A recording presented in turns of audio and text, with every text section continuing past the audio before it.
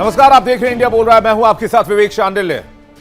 दुनिया जानती है कि अमेरिका और ईरान में जंग पिछले 5 महीनों से लगातार जारी है, लेकिन इस जंग का असली खिलाड़ी तो कोई और निकला। ड्रैगन ने इस जंग में अमेरिका को फंसाने के लिए, अमेरिका को बांधने के लिए बहुत लंबी प्लानिंग की। एक ऐसे महाशक्ति के तौर पर काम किया जो खुद तो सामने नहीं आया, लेकिन उसने अमेरिका जैसे पावरफुल देश को इस जंग में जरूर फंसा दिया। चीन सीधे इस जंग में नहीं उतरा, बल्कि वो ईरान के कंधे पर बंदूक रखकर अमेरिका के सुपर वाले टैंक की धुलाई करता रहा, रेलता रहा, और हालम यह हो गया कि अमेरिका इस जंग से पीछा छुड़ाने के लिए छटपटा रहा है। लेकिन वो कहावत आपने सुनी होगी कि बकरे की अम्मा आखिर कब तक खैर मनाएगी। चीन, ईरान और रूस के चक्रव्यूह में फंसा अमेरिका इस जंग से निकलने की तो छोड़िए, इस जंग में बने रहने की मुसीबत अमेरिका के लिए पैदा हो चुकी है। चीन ने खुफिया जानकारी, सटीक इंफॉर्मेशन, सटीक लोकेशन, मिसाइल टेक्नोलॉजी, बारूद, हथियार, मैनपैड्स, ऐसे ऐसे हथियार ईरान तक पहुंचाए जिसकी खबर कानो कान अमेरिका तक नहीं पहुंची। और अमेरिकी सैन्य ठिकानों पर जो ताबड़तोड़ तबाही हुई, पिन पॉइंट लोकेशन पर चुन चुन कर हमला, ना दाएं ना बाएं, ना 1 इंच लेफ्ट ना 1 इंच राइट, बिल्कुल प्रिसाइज लोकेशन पर attack. Donald Trump Xi Jinping के पास पहुंचे मई 2026 में। तस्वीर मैंने आपके सामने लगा दी है। दोस्ती की दुहाई दी, सोचा जिनपिंग को मना लिया जाएगा। विनती इतनी थी कि भाई आप ईरान को सपोर्ट करना बंद कर दीजिए। लेकिन अरे ट्रंप साहब, हम हिंदुस्तानियों से आपने अगर पूछा होता, एक बार कांटेक्ट किया होता, आप मुझसे ही पूछ लेते, मैं आपको बता देता, आपको अधिकारियों से भी संपर्क करने की कोई जरूरत नहीं थी। ड्रैगन की फितरत, ड्रैगन की चाल, ड्रैगन की नीयत, ड्रैगन का चरित्र एक एक हिंदुस्तानी बहुत अच्छी तरीके से जानता है। लेकिन आपका सीआईए कैसे पीछे छूट गया? आपकी खुफिया एजेंसी कैसे गच्चा खा गई? चलिए मैं आपको खबर बताता हूं। खबर यह है कि एक तो चीन ने ईरान के साथ 600 करोड़ डॉलर की हथियार की डील की है, और दूसरी खबर यह है कि बैकडोर से चीन लगातार ईरान को बारूदी सपोर्ट देता रहा है। तो मई का दौरा तो ट्रंप साहब फेल हो गया। अब क्या करेंगे आप? अब चीन बैकडोर से निकलकर आपके मुंह पर आकर खड़ा हो गया। आपने लाख धमकियां दी चीन को, लाख धमकियां दी रूस को।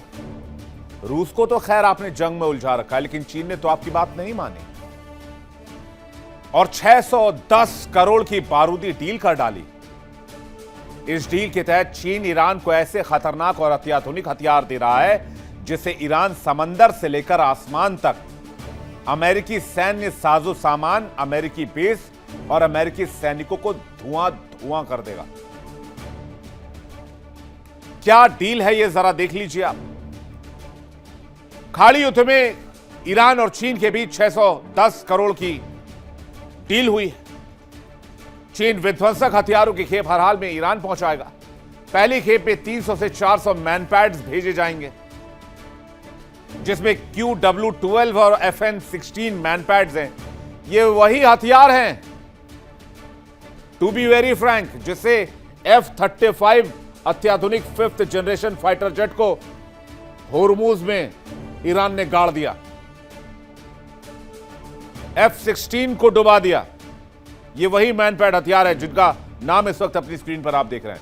इसके अलावा HQ-9B FD-2000B लंबी दूरी का एयर डिफेंस सिस्टम मिलेगा, HQ-16 मीडियम रेंज का एयर डिफेंस मिलेगा, YLC सर्वेलांस रेडार मिलेगा, CM-302 anti ship supersonic missile मिलेगी, DF-26D 5000 किलोमीटर तक मार करने वाली मिसाइल भी देगा। और तो और अब सबसे खतरनाक जानकारी है, DF-41 ICBM inter continental ballistic missile जो 10,000 से ज्यादा का रेंज वाला है, जो अमेरिका तक जा सकता है, उसको लेकर भी डील हो रही है। तो अब तक तो जंग में चीन सिर्फ बैकडोर से मदद कर रहा था। ईरान को यूएस युद्धपोत बेस पर खड़े विमान, सर्वेलांस सिस्टम, रडार्स की जानकारी दे रहा था, लेकिन अब तो ताल ठोक कर डील कर रहा है। समुद्री और रेल मार्ग से हथियार भेजने की तैयारी कर रहा है। अब सवाल यह कि इस बर्बादी के खेल में चीन का फायदा क्या? चीन तो बगैर नफा नुकसान के कुछ करता ही नहीं है। ये बिल्कुल आप जो बोलते हैं ना वो फर्स्ट कॉपी, ये अमेरिका का फर्स्ट कॉपी है चाइना। ये बगैर अपने फायदे के कोई चाल नहीं चलता। ठीक वैसे ही जैसे अमेरिका पूरी दुनिया को डॉलर की नजर से देखता है, सिर्फ उसे अपने देश, अपने मेनलैंड की चिंता है,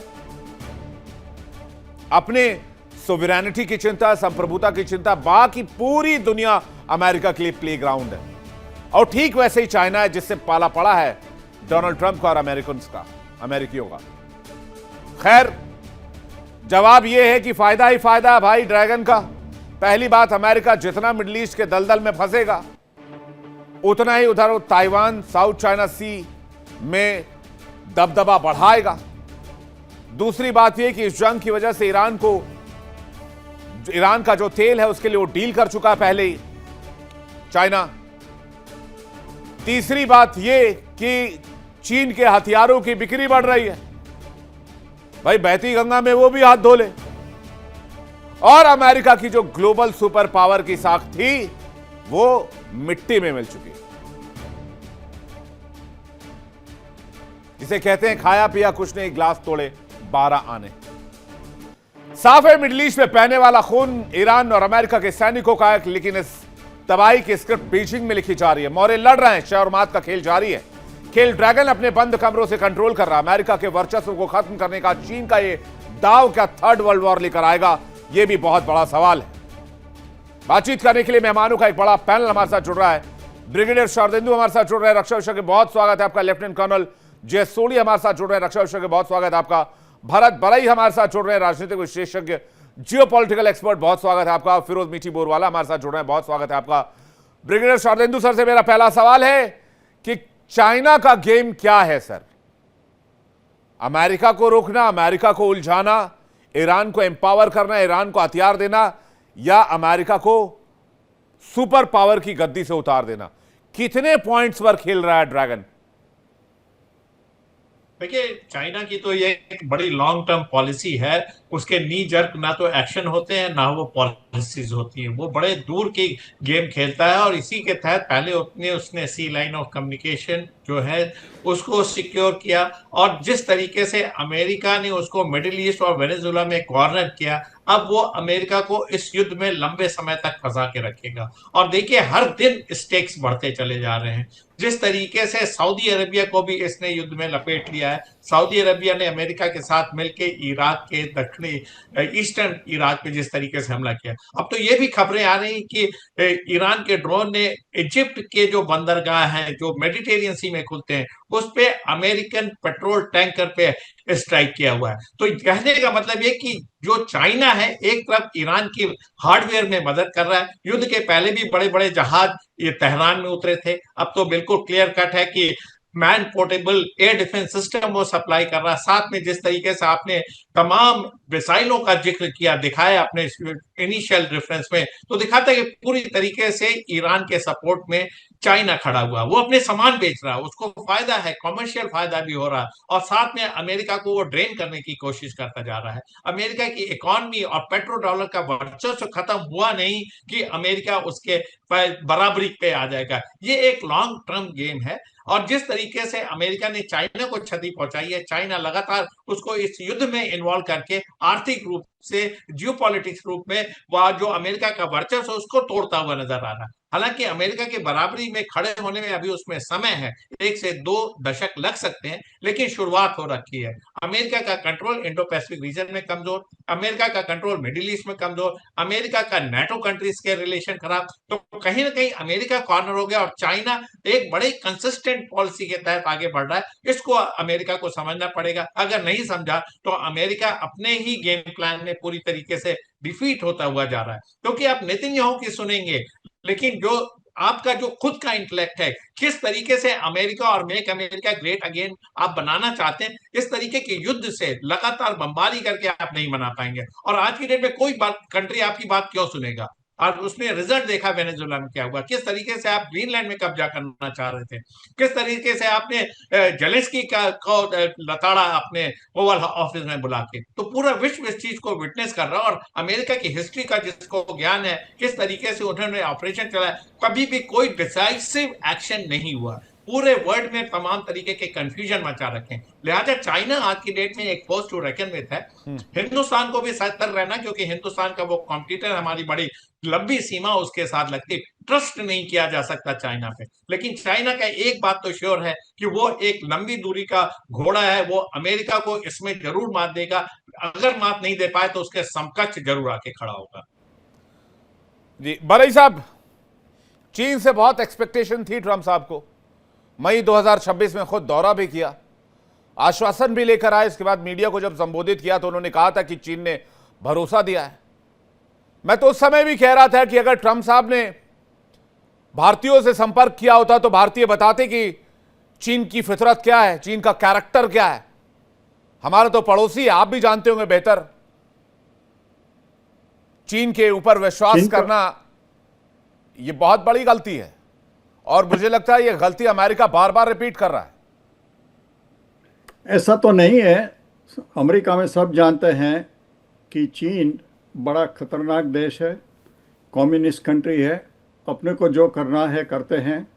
आप देखो, जो इमिग्रेंट्स है उसके सामने ट्रंप साहब अपना चला रहा है, लेकिन उसमें नंबर 1 टारगेट क्या है? चीन। चीन के स्टूडेंट्सों को जो पहले नंबर 1 होते थे अमेरिका में, बहुत कम कर दिया है। चीनी साइंटिस्ट जो अमेरिकी की डिफरेंट इंडस्ट्री में काम कर रहे थे, उसके पीछे भी CIA लगी है। कितने लोगों को उसके ने अरेस्ट किया है कि वो चीन के जासूस हो रहे हैं। तो चीन का विश्वास तो कोई नहीं करता, अमेरिका में भी नहीं करता, लेकिन वो एक बड़ा देश है, उसकी नंबर 2 इकोनॉमी है, अमेरिका की काफ़ी इंडस्ट्रीज़ वहाँ है। तो इसीलिए ट्रंप साहब उसके साथ बिजनेस रिलेशनशिप रखते हैं, लेकिन चीन का विश्वास तो कोई नहीं करता। और आपकी बात सही है, हम जब अमेरिकी कांग्रेसमैन और सेनेटर को मिलते हैं, हमारी तो उनसे बहुत अच्छी बनती है, तो हम हमेशा चीन की बात लाते हैं। देखो, भारत पर जब वाजपेयी साहब ने न्यूक्लियर एक्सप्लोजन किया था, तब अमेरिका ने उसके पर प्रतिबंध लगाए थे भारत में। तब हम लोग लॉबी करने में गए थे, और हमारा नंबर 1 पॉइंट क्या था कि भाई, भारत ने जो एटॉमिक एक्सप्लोजन किया है और न्यूक्लियर वेपन्स बना रहा है, वो चीन के लिए कर रहा है, वो अमेरिका के सामने नहीं है, यूरोप के सामने नहीं है। आप सोचो कि चीन कितना खतरनाक देश है। तो वही आर्ग्यूमेंट पर काफ़ी लोगों ने कांग्रेसमैन और सेनेटर को समझाया, और भारत के ये प्रतिबंध उठा लिए। तो चीन को तो हम सब जानते हैं, और अमेरिका भी जानता है, लेकिन एक बड़ा देश है, नंबर 2 इकोनॉमी है, तो उसके साथ रिलेशनशिप, बिजनेस रिलेशनशिप रखना है तो ट्रंप साहब करते हैं। अच्छा, दूसरी लड़ाई में अब ये देखो, आपने बताया कि इजिप्ट में ये हो रहा है, सऊदी अरेबिया में हो रहा है। ये जो सुन्नी शिया एंगल है, वो क्यों भारत के मीडिया नहीं बताते, मुझे मालूम नहीं पड़ता है। ये जो तूफान हो रहा है मिडल ईस्ट में, ईरान कर रहा है। अच्छा, हस्बुल्ला कौन है? लेबनान की आबादी प्रतिशत में 30% आबादी शिया की है।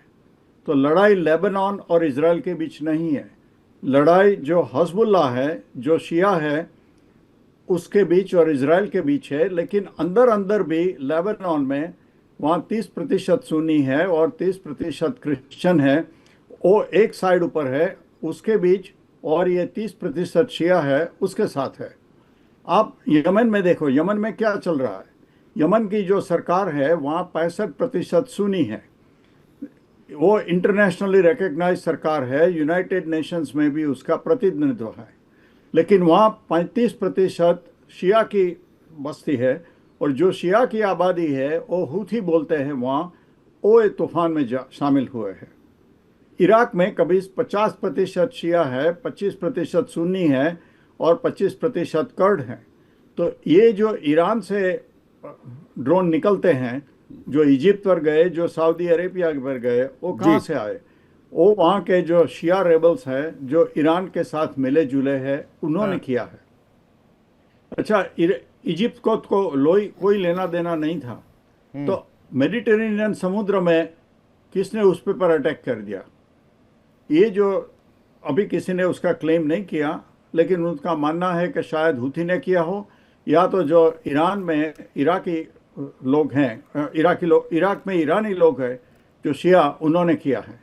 तो ये लड़ाई तो अभी शिया सुन्नी की हो रही है। आप बोलते नहीं हैं, भाई भारत के मीडिया सेक्युलर है, आप नहीं बोलेंगे, लेकिन मैं बताऊंगा कि ये उसके चल रहा है, और ईरान का विश्वास कोई नहीं करेगा जी, unless there is a regime लेकिन चेंज। बरई साहब, जंग तो अमेरिका लेकर आया। इसमें फिरोज साहब आपको कुछ देना, फिरोज साहब जवाब देना चाह रहे हैं। अमेरिका जी, अमेरिका जो जंग लेकर आया, and bizarre kind of understanding to do with Iran. आपकी बात सही है, अमेरिका ये जंग लेकर आया है। दुनिया का सबसे खतरनाक कंट्री अमेरिका है। उसके 250 साल में वो 234 साल लड़ते रहा है, खाली 16 साल वो बिना वॉर रहा है। वो वॉर का ड्रग एडिक्ट है। ओके, और जहां तक ये पूरा इजराइल, लेबनान वगैरह वगैरह का जिक्र किया, इतना सेक्टेरियन और इतना बचकान अंडरस्टैंडिंग है, sorry to say that, but Lebanon is fighting for its liberation from Israel. Iran is supporting Palestine, जो सुन्नी कंट्री है, वहां 99% सुन्नी भाई साहब, वहां कोई शिया है ही नहीं। ठीक है, तो ईरान सपोर्ट कर रहा है पैलेस्टाइन को जो सुन्नी है।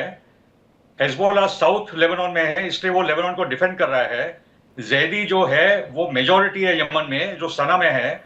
5 लाख लोग को सऊदी ने मार डाला है because they were supporting a dictator who is highly corrupt, जो सो कॉल्ड यूएन का, क्योंकि यूएन भी क्या है हम जानते हैं, अमेरिका चलाते हैं, वरना उसकी औकात ही क्या है। तो यमन में लोग खड़े हैं, इजराइल, अमेरिका, फ्रांस, ब्रिटेन, ये कॉलोनियल पावर्स। मगर यहाँ एक कॉलोनियल मानसिकता भी होती है ना हमारे देश में, जो ब्रिटेन अमेरिका को बहुत अच्छा मानती है, और इन्हीं लोगों ने हमारे देश को कॉलोनाइज किया था, और हम लोग आज उनका साथ दे रहे हैं।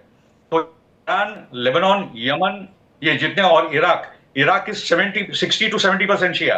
कुर्द में भी शिया है, and Arab Sunnis and Arab Shias also there. मगर the proportion of Iraqi Shias is anywhere between 60 to 70%। और लेबनान में लेफ्टिस्ट, सुन्नीज, क्रिश्चियन भी है हिजबुल्लाह के साथ। ये कोई इतना, जो Hezbollah is very popular amongst the Christians of Lebanon. यही हिजबुल्लाह था जिसने क्रिश्चियंस को बचाया सीरिया में आइसिस और अलकायदा से, जिसने मोसाद और तुर्की और सऊदी और सीआई ने बनाया है। जोलानी जो है वो सीआई का आदमी है जो आज सीरिया में बैठा है। आइसिस और अलकायदा आज राज कर दिए सीरिया में, ये आतंकवादियों को। आज कोई आतंकवादी बोलता नहीं जोलानी को। $10 मिलियन थे अमेरिका के उसके सिर पे, और ट्रंप ने उसको सूट पहनाकर, अंग्रेजी बुलवाकर उसके अध्यक्ष बना दिया। ये तो हमारी अंडरस्टैंडिंग है देश की। तालिबान आतंकवादी, तालिबान हमारा दोस्त ऑपरेशन सिंदूर के बाद। ये क्या बचकानी किस्म की हमारी विदेश नीति है इस देश की। आज हमारी विदेश नीति नाम की नहीं है, and China is looking after it's strategic interest, क्योंकि अमेरिका वहां साउथ ईस्ट एशिया में जाके बैठा है, वो क्वाड बना के रखा है। मलाका स्टेट का प्रॉब्लम है, साउथ चाइना सी का प्रॉब्लम है। तो चाइना इज प्लेइंग, वेनेजुएला का उठा के ले गया मादुरो को। बहुत अच्छा आपका अमेरिका, आप बोल रहे हो। अरे वो तो गुंडा मवाली है भाई, सीधा किडनैप कर दिया मादुरो को। ग्रीनलैंड के पीछे पड़े क्योंकि वहां रेयर अर्थ मिनरल्स है। तो ट्रंप और ये पूरी जो जूइश ज़ायनिस्ट एक्सट्रीमिस्ट लॉबी है, पॉल राउडर, पॉल सिंगर, रोनाल्ड लाउडर, ये सबके सब जो ओलिगार्क्स है, वो दुनिया पे राज करने के लिए निकले हैं। और ईरान खड़ा है, और ट्रंप के पास कोई ना प्लान है ना एग्जिट स्ट्रेटेजी है, क्योंकि नेतन्याहू ने उसको के फाइल्स के ब्लैकमेल से झोंक दिया था, भाई तू जाके लड़ लिया और ईरान को खत्म कर। हॉर्मुज खुला था, हॉर्मुज बंद हो गया है। जेसीपीओ न्यूक्लियर डील था, वो खत्म हो गया है। ईरान न्यूक्लियर रेनोवेशन करेगा। अभी वो सऊदी को, ऐसा देश को जो आइसिस अलकायदा को सपोर्ट करने वाला है, आप सऊदी को न्यूक्लियर प्लान दे रहे हो, देखो क्या होता है। तो what is also the problem with Indian strategic experts, उनका वेस्ट एशिया को लेकर जो एक Israeli mindset, New York Times, CNN, Fox, उसी लेवल के अंडरस्टैंडिंग है हमारी इंडियन मीडिया के अंदर। इट इज अ वेरी जी बरई साहब इस पर जवाब देना चाहेंगे क्या आप? ठीक है बरई साहब इस पर जवाब देना चाहेंगे आप? देखो, हमारे जो पैनलिस्ट बोल रहे हैं अपने सेक्टरी एंगल से बोल रहे हैं जी। वो जो सत्य है नहीं बोल रहा है। देखो, अमेरिका अपना हित देखता है, वहाँ भी फॉरेन पॉलिसी वाले होते हैं, लेकिन मिडिल ईस्ट में अमेरिका है तो क्यों है? अमेरिका वियतनाम में नहीं है, अभी भारत में नहीं है, बांग्लादेश में नहीं है, म्यांमार में नहीं है, थाईलैंड में नहीं है। क्यों है? क्योंकि खाड़ी के देश है, वो छोटे छोटे देश हैं। उन्होंने अपने अमेरिका के साथ सुरक्षा संधि किया है ईरान के लिए। वो जानते थे कि ईरान उसके पर आक्रमण करेगा और उसको ले लेगा।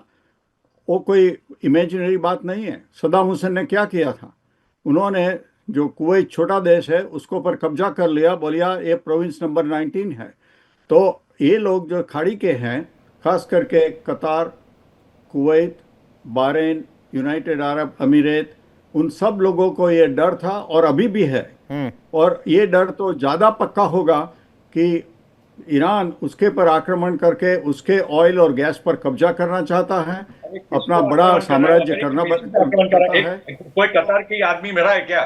कोई मरा है क्या उधर? एक अरब मरा है तो बताओ। अमेरिकन बेसिस जिन्हें उस इलाके को कब्जा कर कहा है, ये जॉर्डन की जनता सपोर्ट करे, कतर की जनता, कुवैत की जनता, सब ईरान को सपोर्ट करे। वहां के राजा भागना पड़ेगा। ये देश में कोई डेमोक्रेसी नहीं है। एक एक करके प्लीज, एक एक करके सर। फिरोज जी आ रहा हूं आपके पास, क्योंकि सोली सर भी बहुत देर से वेट कर रहे हैं। हाँ जी, आपने मुझे बोला जी, आप पूरा कर लीजिए बरई साहब। हाँ तो कतार की यूनाइटेड अरब एमिरेट, उसकी अपनी आर्मी है, लेकिन उसकी आदमी पावरफुल नहीं है। अब आप देखो तो कतार कतार की आबादी कितनी है? 2,30,000 सिर्फ। तो 2.3 मिलियन में से कतारी लोग तो 10% ही है। हाँ, जो मरे हैं तो भारतीय मरे हैं, क्योंकि 90% जो वहाँ लोग हैं और एक्सपैट्रिएट है, और सबसे ज़्यादा उसमें भारतीय हैं। यूनाइटेड अरब अमीरात, वहाँ का टोटल पॉपुलेशन 12.5 मिलियन है। उसमें से इराक जो अरब पॉपुलेशन है सिर्फ 1.1 मिलियन है। 90% एक्सपैट्रिएट है और उसमें सबसे बड़ा हिस्सा भारतीयों का है। तो जो मरे हैं यूनाइटेड अरब अमीरात में, वो भारतीय मरे हैं, क्योंकि वो हर जगह काम करते हैं। लेकिन उसके जो राजा है, सब ईरान में भी कहाँ डेमोक्रेसी है? वो आयतोला बैठ गया, जिसको बुलाया वही प्रधानमंत्री होता है, वही प्रमुख होता है, वही जुडिशरी होता है, सब मुल्ला लोग ही राज करते हैं। तो ईरान मिडिल ईस्ट में कोई देश है। सोली साहब आप इसको कैसे देख रहे हैं? एक देश के तौर पर क्रिटिसिज्म करना ठीक है, लेकिन वो अपने देश में उससे ज्यादा बदतर, अब अगर कंपैरिजन ही किया जाए भाई साहब, टर्की की हालत तो उससे भी खराब है। टर्की में इलेक्शन रिग्ड होते हैं तो डोनाल्ड ट्रंप ने एर्दोआन को बगल में बिठा के बोल दिया कि इससे पूछिए तो मास्टर है इलेक्शन रिग करने में। व्हाइट हाउस में बिठा के, बगल में बिठा के बोला है। तो टर्की पे तो कोई एक्शन नहीं हो रहा है। सोली साहब का जवाब चाहूंगा। सोली साहब। जय हिंद विवेक जी। जय सर। ये मेरा सौभाग्य कि मैं आपके न्यूज चैनल पर हूं, विख्यात को पैलेस के साथ।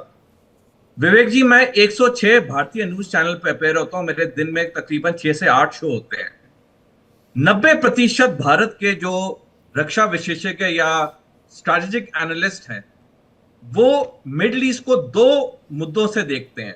पहला, ये इस्लाम और यहूदियों का धर्म की लड़ाई है, और दूसरा, क्योंकि ईरान एक इस्लामिक देश है तो सारी गलती ईरान की है। हकीकत यह है कि मिडिल ईस्ट का ये जो फिलिस्तीन का इशू है, वो एक 2 धर्मों की लड़ाई नहीं है, वो एक जमीन के टुकड़े की लड़ाई है। और दूसरा, इस नजरिए से देखना कि ईरान इस्लामिक देश है इसलिए उसकी पूरी गलती है, यह बिल्कुल गलत है, बेबुनियाद है। मैं दशकों से अनुरोध करूंगा 4 ऑफिशियल डॉक्यूमेंट जरूर पढ़ें जो भारत के 90% एनालिस्ट ने नहीं पढ़ा आज तक। पहला है मैकमोहन हुसैन करस्पॉन्डेंस 1915 का, दूसरा है साइक्स पाइकॉट एग्रीमेंट 1916 का, तीसरा है बालफूर डिक्लेरेशन 1917 का, और चौथा है संयुक्त राष्ट्र का रेजोल्यूशन 181/2 29 नवंबर 1947 का। जब ये 4 ऑफिशियल दस्तावेज कोई पढ़ेगा उसे समझ आ जाएगी ये फिलिस्तीन और मिडिल ईस्ट का मुद्दा क्या है।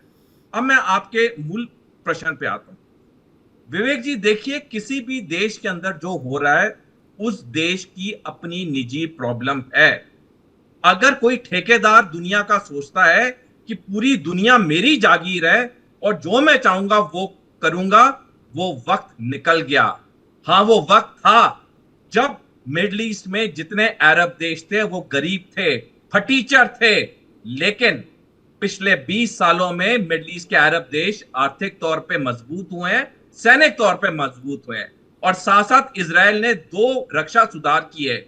2015 में गिडियन मल्टी ईयर प्लान और 2020 में नूफा डिफेंस रिफॉर्म्स, और इन दोनों रक्षा सुधारों की वजह से इजरायली सेना की सैनिक शक्ति में कटौती हुई है, जो भारत के 90% एनालिस्ट मानने को तैयार नहीं है, क्योंकि वो इस नजरिए से देखते हैं कि सारी गलती इन अरब्स की है, इन मुसलमानों की है।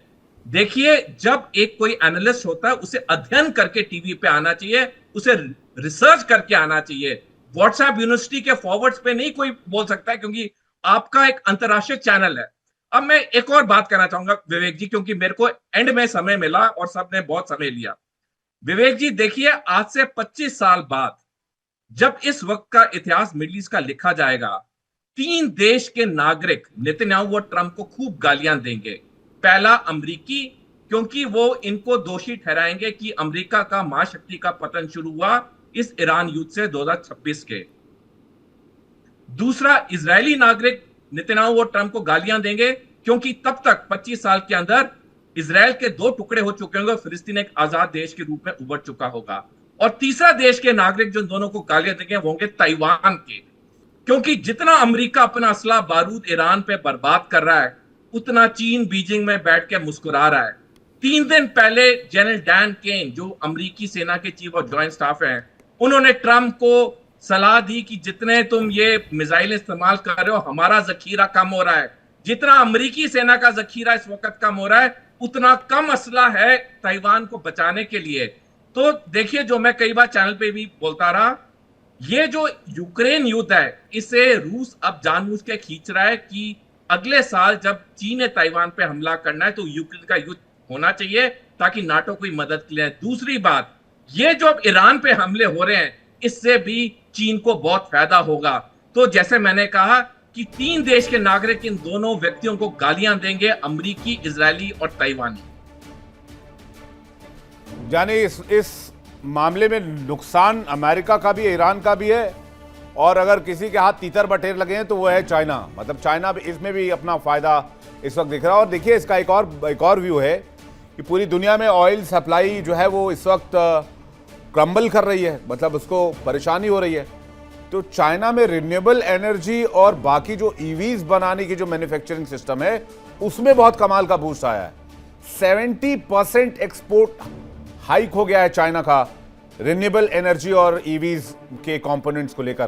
तो चाइना ने तो तैयारी की, लेकिन अब मुझे लगता है कि अमेरिका के बाद चाइना का ही नंबर, और अमेरिका बहुत दिन तक सस्टेन कर पाएगा एज अ सुपर पावर, बहुत मुश्किल लग रहा है। खैर, आप मेहमानों का बहुत शुक्रिया हमारे साथ जोड़ने के लिए और अपना कीमती वक्त देने के लिए बहुत बहुत धन्यवाद। फिलहाल वक्त एक ब्रेक का, इंडिया बोल रहा है मैं इतना ही, फौरन लौट रहे हैं। देखिए इंडिया डेली 24/7 अब आपके स्मार्ट टीवी पर। इंडिया डेली मौजूद है सभी डिजिटल प्लेटफॉर्म पर लाइव और लगातार। इंडिया डेली 24/7 हर दिन राष्ट्र को समर्पित।